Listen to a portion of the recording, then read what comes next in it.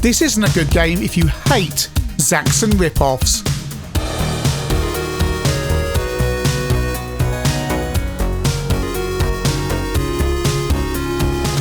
Hate is a 1989 game programmed by Vortex software, published by Gremlin, starting off on the Spectrum 48K, so you get a little bit of a dot crawl PAL goodness. Ben Daglish does the music, and there's only 48K music for the Spectrum, no 128K version, even though it was sold on disc. There is a modern hack with the AY music from the CPC version. Basically, you're a fighter pilot, a space fighter pilot in training, and all the pilots are sent over something called Strip World, which is where we're about to see. And you start off in a plane. Every alternate level is either in a plane or a tank. The trick of the game is that it's isometric, and you can't crash into the landscape. Your plane will hug the landscape, although you can go up and down, so you need to judge where the enemies are in relation to your plane. So we cross over to the 128K Spectrum on RGB. You have a laser, and the more you shoot, the less power it has, so you have to let it recharge. You see it on the top left-hand side there. Getting towards the end of level 1, we've shot some of the reactors in the level, and we get these isotope things trailing behind, and that will determine how many lives you get on the next level. So your success is always spurred on by how many of those isotope things you've got. There's a reactor there. Over to the Amstrad CPC that has this fantastic AY tune. Curiously, the main gameplay area is just 2 colours on the CPC. Shame. Could have been a splash more colour here. It's the same as the Spectrum version. Slower. Doesn't have splash of colour. It could have, but the music doesn't half help drive it along. Your initial impressions of the game are one that's very polished, actually, with the music pushing things along. Shot some reactors there. And you have to have at least one isotope on the back of your spacecraft to get to the next level as well, or your plane will just blow up. They're not called isotopes, I keep them isotopes. They're plasma cells. And you need at least one to go through the barrier at the end of the level. So here we are with the tank on the CPC.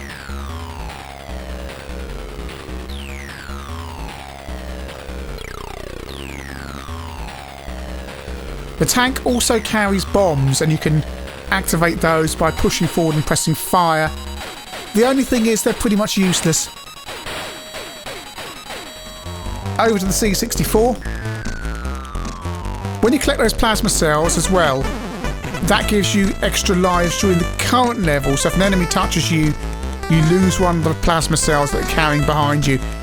It's a little bit complicated, but it makes sense once you start to play it. Basically, just collect plasma cells and try to have at least one for the end of the level. And the C64 version takes ages to get going. And the music stops when you've taken off. And it's quite hard to judge. When you've come over from the Spectrum and Amstrad versions, quite hard to judge. And you'll find this with the 16-bit versions as well. Your height and just your general moving around. It takes a little while to get used to it. Once you've got one of the plasma cells, we've shot one there, collected it. When you've got those behind you, it's much easier, because obviously when you die without one of those behind you, you get thrown back to the beginning of the level. It's a strange system, but it seems to work. It seems to give you things to do during the level. Forwarded it on. There's the barrier. I've still got one plasma cell behind me, so it lets me through the barrier.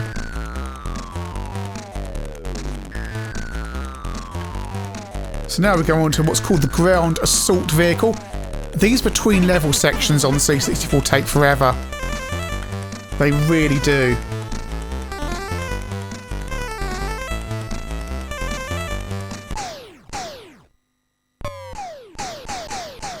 Atari ST version.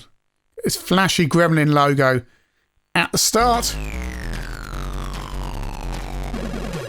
That C64 version Zap gave it 24%. Okay. I don't think it's that bad. But we'll see. We'll see.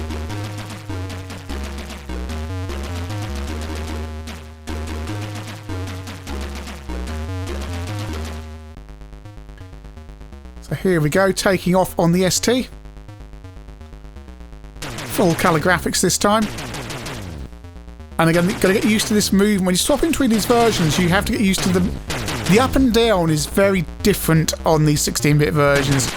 So you just need sometimes need to get your height much more precise than you do on the 8-bit versions. As I mentioned before, it doesn't matter. You can't crash into the landscape. Your space fighter will always hug the landscape. I do have an Infinite Lives cheat switched on here on the ST. The game has 50 levels. 50. So there's quite a lot to get through. That's the end of level 1 on the ST. Little bit of loading. Obviously the flashing, as I often have to point out, won't be there on the real version because this is a cracked version. Pompey Pirates doing the honours this week.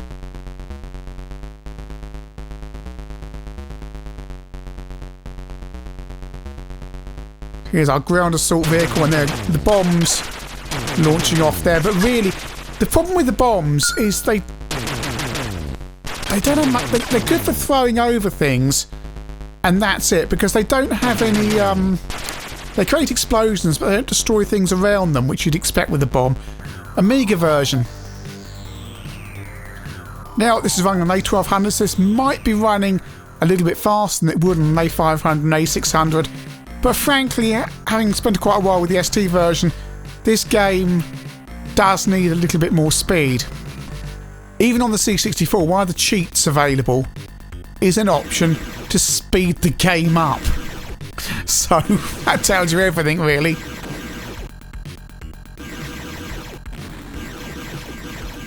And you're going to be waiting a long time between these levels. You seem to spend more time waiting on the ST Amiga and C64 versions for the actions to start than actually playing the game. Graphically, it's identical. Really. Level 3. Now, on the 8-bit versions, you switch back to a plane, but on the ST and Amiga versions, you seem to switch to a different type of... Well, it looks like a hovercraft. It's another ground assault vehicle. But basically, it looks like the hovercraft you go to the Isle of Wight on. I want to stress that hover travel do not have guns on the front of their hovercraft. World's only regular passenger hovercraft service, in fact, going from Southsea to Ryde. Back on the Amstrad, and the tank is heading towards the plane. Oh, it's a shame there's not much colour here. We do get a change of palette though. Slower to see than the Amstrad version versus the Spectrum. It loses a little bit of the immediacy that the Spectrum version has, but then you've got the music really helping. Oh, I missed that. I needed to be higher up. You need to judge. It's isometric, so you need to judge where the shadows are. The shadows are very important. Those are homing missiles. The game does play fair. When you get towards the holes in the ground, they stop firing at you, so you don't suddenly find yourself kind of being impaled by a rocket, as other games would. Forwarded it on. Level 4. Still on the CPC. Not really noticing any slowdown on the Amstrad version. It is, however, starting to get repetitive, and we're only on level 4. It doesn't really change. The baddies get a little bit harder, but so far that's it. Level 6 on the Spectrum. And actually, you know what? Again, you notice this speed increase on the Spectrum. Such a shame there's no music. 1989. Yeah, I tried a bomb there, and they're useless. The main lasers are where it's at. There are power-ups available, by the way, as well on the 16-bit versions. That give you different weapons, but we'll see those in a bit. I can't see they're available on the 8-bits. There is a smart bomb option on the C64, but not on the Amstrad or the Spectrum.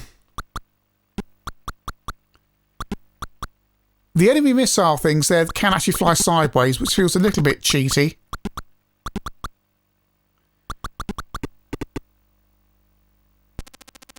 There we go, we've got 2 of the power pack things to the end of level 6, and there we go, off we go, level 7, change of colour. Green, the colour for isometric landscapes, is green. And you just don't quite... The Spectrum version and the Amstrad version aren't quite so precise on the up and down positioning, shall we say, when you're firing at things.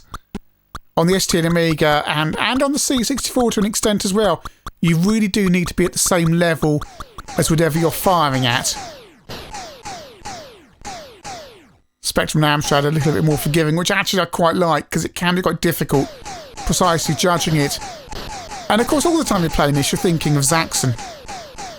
You're thinking like Zaxxon, and Zaxxon is a iconic arcade game. And I didn't have enough isotopes, power packs, whatever they're called, to get to the end of the level there.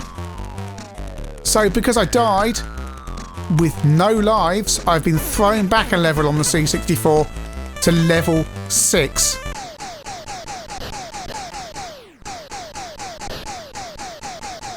A little bit confusing the first time it happens. Here's the tank on the C64. Reminds you a bit of, it's 2D, not 3D. There's the bombs, the tank levels on Beachhead. It's so samey. Level 6 on the ST. It's so competently... All these versions, I think, are actually quite competent. The problem is... And Ace identified this when they reviewed the Spectrum and Amstrad versions, giving him the marks in the 600s. It's quite bland. You come into it and think, oh, this is quite nice. And then there's nothing more. There's no end of level baddies. There's really no more baddies to see. I think there's one more baddie you see about level 10. But other than it just getting harder with the baddies becoming more aggressive, less reactors and the reactors being placed in weird positions, there's nothing more. It's strange. You think of games, I mean, okay, it's not an isometric game, but think of Space Harrier with all those changes through the levels. The gameplay remains exactly the same, but you're constantly seeing new stuff. In Hate, you're seeing the same thing. It feels like it's looping over every 5 levels or so. And when you go and look at the maps available on Spectrum Computing, of the Spectrum version, you find, yeah, there's about 5 or 6 levels, and it's just looping over and over the same maps. And thus the game only ever reaches a certain point of enjoyment. You get the initial thrill of playing it, especially on the Spectrum, where you get that kind of, this is quite nice. And then there's nothing more. It's like a big plate of, I don't know, I was going to say chips, but I'd probably enjoy a big plate of chips more. Beans! A big plate of beans. Oh, beans are nice. But you really don't want a massive plate of them all the same and just there.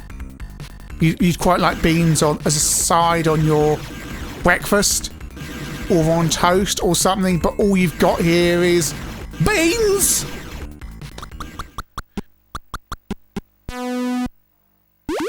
So we've got thrown back on the Spectrum. The graphics are lovely and clear. I've had people comment on the Ikari Warriors video. I said how clear the Spectrum graphics were, but I don't think they have any idea. Forward it on to level 18 now. It's purple, I'll give it that. It's purple, we've got some variation. But really, there are Spectrum games where graphics are not clear. UN Squadron, if that video's come out yet, where you've got basically the same colour on the same background, with a black outline. You can't see on some levels what's going on. On Hate, there really isn't this problem. On the Amiga version, this is level 23. Remember, there's 50 levels. By the way, I got to level 13 on the ST version, and this happened! Yeah. So that's why we're not seeing past level 13 on the ST.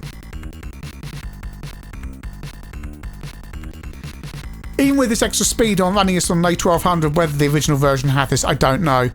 On the A500 and A600, this extra speed. But even with this extra speed over the ST version, it's just the same thing over and over again. C64 version level 28, hoping there's some kind of variation. But no, and you're beginning to really pick up now that here's the level again that has the flat section here. Yes, the baddies are in a different position, but that's it. It's harder, but it's the same layout. There's just no variation. It's just such a shame. Hostile all-terrain encounter hate from Gremlin. Well, as I mentioned, it's just like a big plate of beans. You might like beans, but you're going to be pretty bored of it, even by the time you're a quarter of the way through that plate. The Spectrum version has a bit of pep about it. Nice speed, looks nice, but you're going to get bored, and it's a shame there's no 128K music to drive it along unless you have that modern hack. CPC version at least has the music. Same problems as the Spectrum version though. C64 version, Zap hated it. I don't share the hatred that Zap had for it, but it's simply not good enough, not enough variation. If it was a budget game, you'd actually be going, I quite like this, and you'd probably give it a high score. But as a full price game, no, it needs something to give it variation. ST and Amiga version, same problem as the 8-bit. It's all competently done. It looks attractive, nothing special, but it looks attractive, but there's just nothing there. It's a beige game. It's a boring game. There's just nothing more to it, which is a shame, because throw in a few extra elements and hate on most of these versions could be something pretty special. But as it stands, I'm just left wanting more.